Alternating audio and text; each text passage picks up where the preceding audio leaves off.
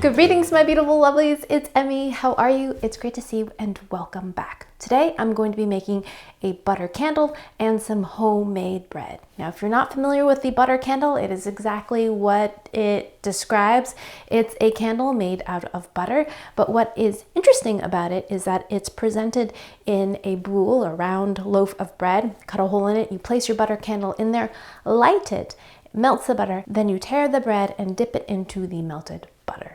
Sounds great, right? Novel, cute, gives you a little mood lighting. I'm curious to see if the burning of the candle at all affects the flavor of the butter and what kind of light a butter candle creates. But I'm also interested in bread. Now, recently I've developed a sensitivity to wheat, so I've been eating it very limitedly.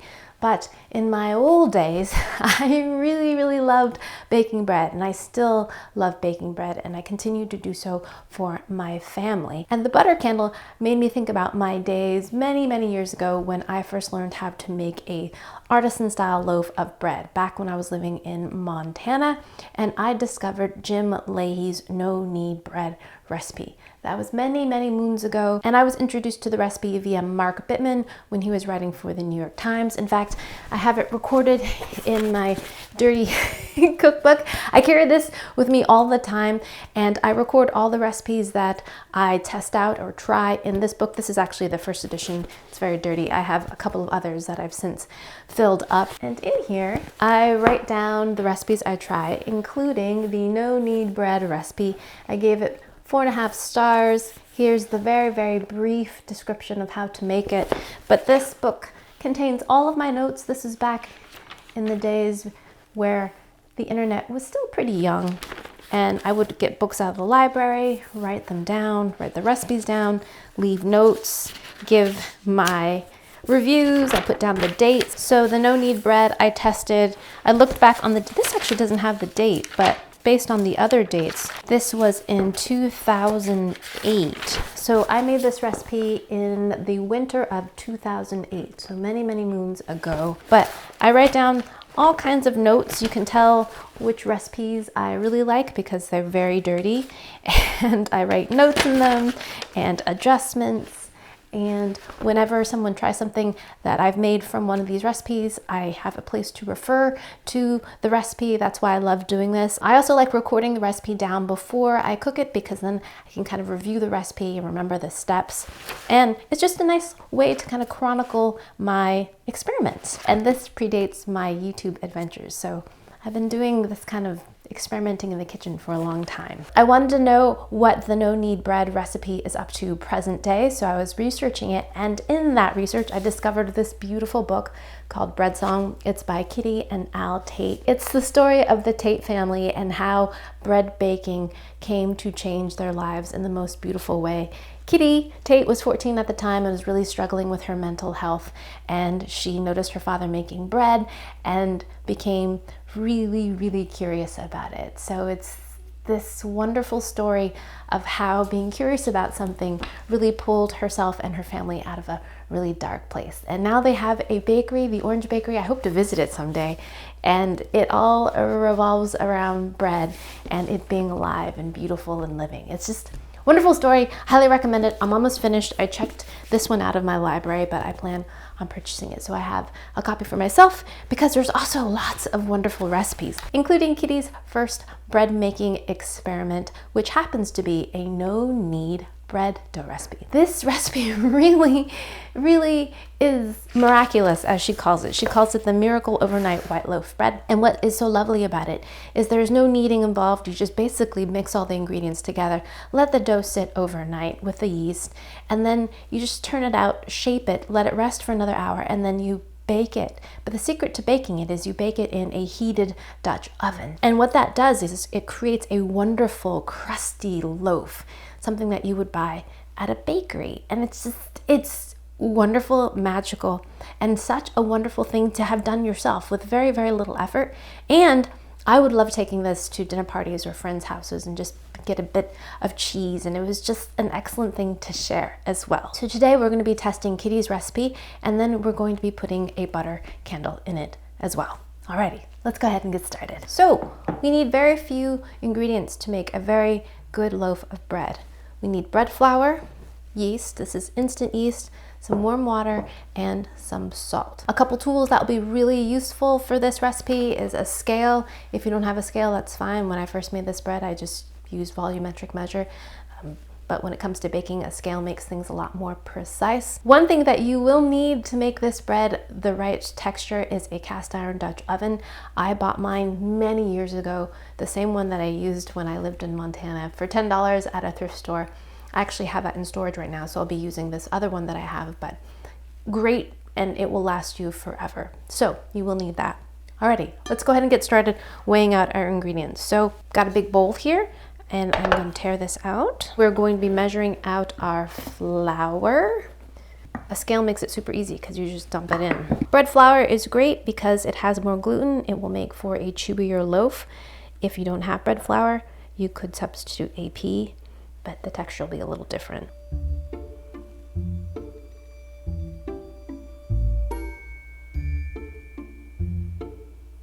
Why? It's jumping from $4.99 to $5.01. I don't get it. All right, close enough. Oh no, it's not close enough. Okay, 500. For that, we're going to be adding some salt.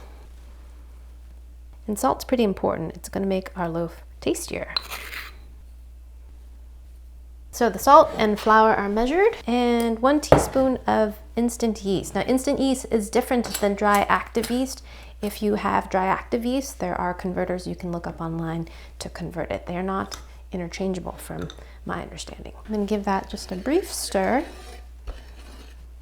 Tear this out, and now we're going to add our water. 330 grams of water.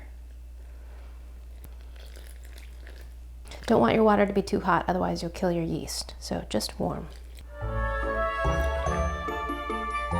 Almost there. Ooh, do you think so? Got you. Okay, water. Now we'll take that off. Thank you, scale. Now we're gonna mix this into a shaggy dough. I'm using this wonderful whisk. It's called a bread whisk, a Danish whisk, and I recently got a new one because my other one was giving me fits. It was coming out of this thing, and kind Katie sent me a new one. Thank you so much. This has the wires that go all the way into the handle, so it will never come out. And it has a really nice kind of silicone grippy handle. Love it. So now we're gonna stir this. I didn't think I'd use this as much as I do, but I use it quite a bit, and it makes quick work of mixing doughs and really thick batters. So look at that, see? So why this bread is called no knead is because it's gonna have a long period of rest, 12 to 16 hours. And in that time, the gluten will form on its own. Gluten is the protein in flour, and that's what gives us nice chewy bread.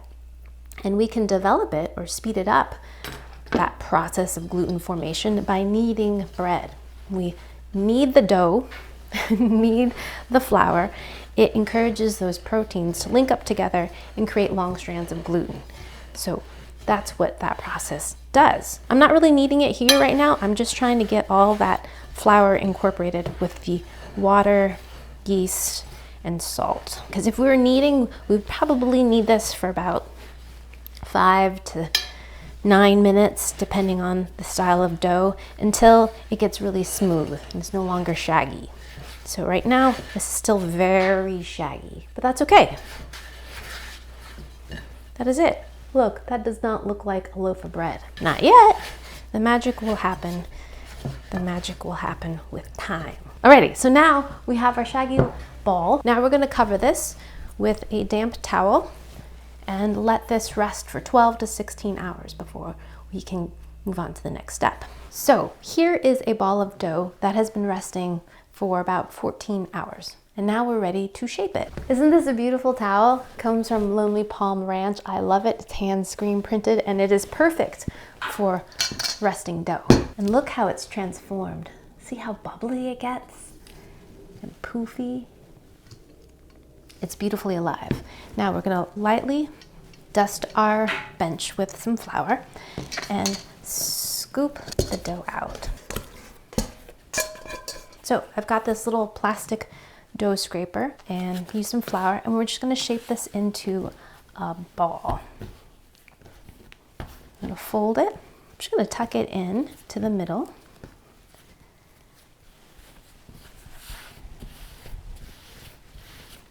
And it doesn't really need much coaxing at all. These are, and we're going to just use the palms of our hands and just to get it nice and tight.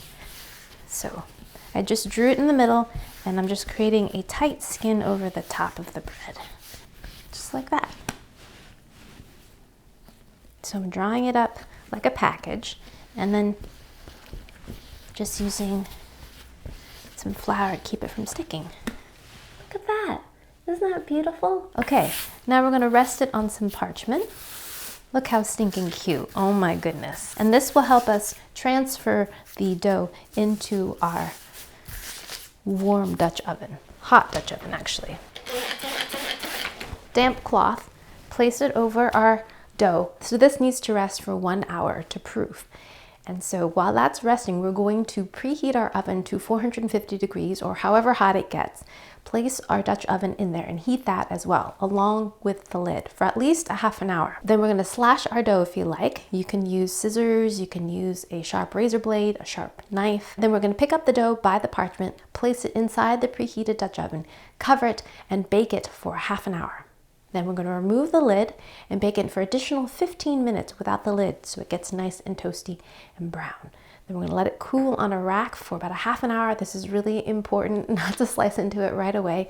It's still cooking, and then we will slice into it and give it a taste. But we have to also make a candle too. So we'll do that also while this bread is resting. Okay.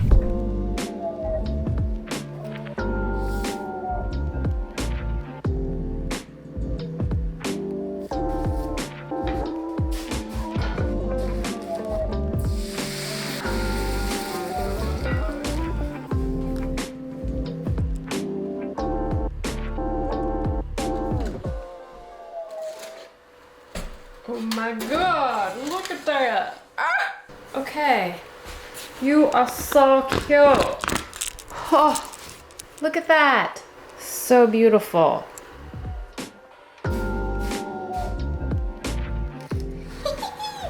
She's so perfect. She's so perfect. Oh my gosh.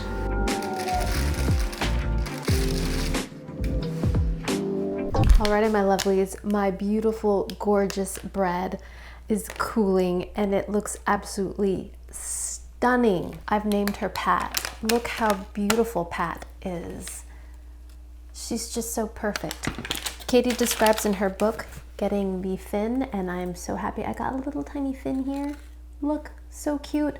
Made a little slice, and she's just so lovely. When you remove the lid, you can bake it for about 10 minutes to get it golden, or if you want a darker color, go for 15 minutes, which is what I did, because I really love that really nutty flavor that happens when you let the bread get nice and caramelized. It smells fantastic. My kitchen smells wonderful. This is still slightly warm, but we must let it cool for at least 30 minutes before we cut into it. That's pretty important. So we have a nice crumb inside. Okay, while we're waiting to do that, let's do the butter candle, which was the whole catalyst for this bread baking, right? I've got a stick and a half of butter here that I've cut up into about tablespoon pieces, and I'm going to melt this in the microwave. Put it in here, and I like to cover it when I heat it up. So while that's melting, I'm going to prepare my cup. This little paper cup here, and at the bottom, I'm going to make a little hole. Try to keep it small, because we're trying to prevent too much butter from leaking out. Small, tiny hole. Then I've got some cotton string. This is like butcher's twine. I've seen other people using wicks from the craft store. You could do that if you like, but I'm just gonna use some butcher's twine because I don't want paraffin in my butter. Butter is mostly melted. We just want it to be pourable. It doesn't have to be entirely liquid. I have some chunks in there, but that's fine. So we're gonna take the butcher's twine and we're going to push it through our hole just so we get a little bit in there so that we can grab it and pull it through. Okay, so just like that. If you're using a ready-made wick, you don't have to do any of this. And when I say ready-made wick, there are wicks that you can buy from the craft store that have a little bit of metal on the end, and the wick has already been dipped in candle wax or paraffin usually, so that it's nice and straight. But as I said earlier, I don't want to go to the craft store, and also I don't want paraffin or whatever wax they're using that might not be food grade in my butter. And snip this off. And now we have this kind of thing happening here. So now we're just going to make a little loop and create some tension here. We want this to be tight so that our wick goes up and down the candle nice and straight. We can just twist it to get a little extra tension. See that? So the string is suspended from the bottom to the top. We tighten it just like you would a well, and I'm gonna tape it in place. And I've taped the bottom as well to try and make a seal. So there it is. Then we're just gonna pour in our melted butter right into the cup. Bloop, bloop, bloop, bloop, bloop, bloop, bloop. There's a few chunks, no big deal. Butter candle, right, straight into the fridge. And here is one I made earlier. I removed the stick and our butter is now solidified. So here is my beautiful loaf. I almost hate to cut into it as I'm about to for this recipe because it's just so perfect. That is just so beautifully perfect. But this is the whole reason why I made this recipe, so I could put a butter candle in it. So funny, weird. So, here's my cutting board. In terms of depth, my butter candle is about that tall, so I'm going to use this as a template. So I'm going to cut another paper cup as a template. We are now going to cut a hole in this beautiful loaf of bread to accommodate this cup so that we can put our butter in it, which seems terribly sacrilegious because this loaf is so beautiful. But give thanks, Pat, I will be definitely making more breads like this one. She's just the first, and she's just so perfect. All right, so here we go. I'm gonna use, oh, did you hear the sound of that crust? I'm just eyeballing this. Oh my gosh. My wheat sensitivity is like, whatever. Oh my gosh. Yo, yo, yo, yo, steaming hot. Look at that steaming hotness. Ooh, yeah. Let's just take a moment and have a bite of this gorgeous bread. Look at this. Itadakimasu.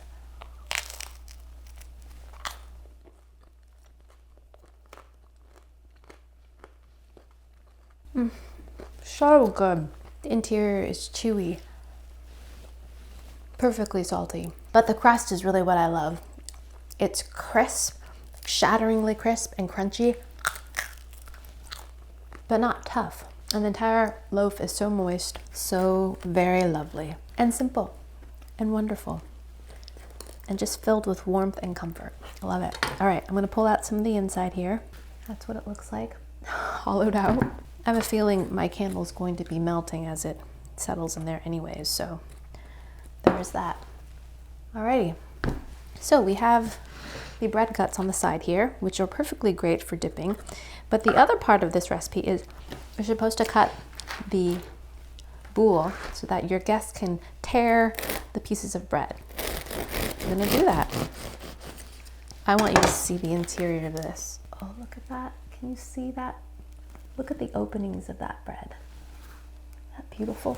All right, so we're gonna go around and slice it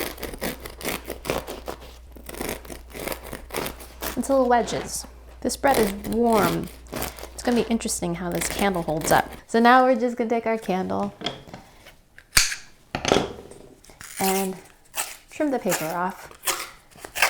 There's our beautiful candle. There it is. Place it into our bread. Trim the top. And there you have it, the butter candle. Now we need to light it. And then of course, dip into the butter. Dun da da da. And sure enough, it lights. Ta-da! Happy birthday to you and Happy New Year to all of my beautiful lovelies. For without your support, I wouldn't be here doing this. So big thanks to all of you. Look at that. The butter candle in a loaf of bread. Alrighty, let's give this a taste. Now, it actually takes a little bit of time before the wick melts enough butter to make it dippable, but I think we still can. I'm going to use this piece that I cut out from before and just rub it into the butter. Oh no, I extinguished it. Anyways, let's give this a taste. Homemade bread with butter. Hit the Lucky Mouse.